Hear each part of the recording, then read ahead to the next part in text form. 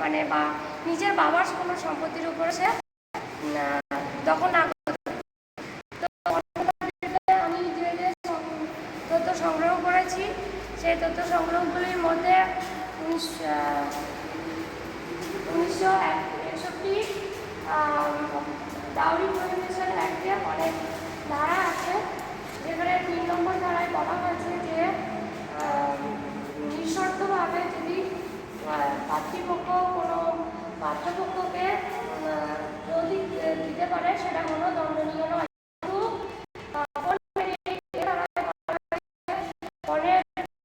মানে পাত্রীপক্ষ যদি কোনো পণ দিতে না পারে তাহলে তাকে যদি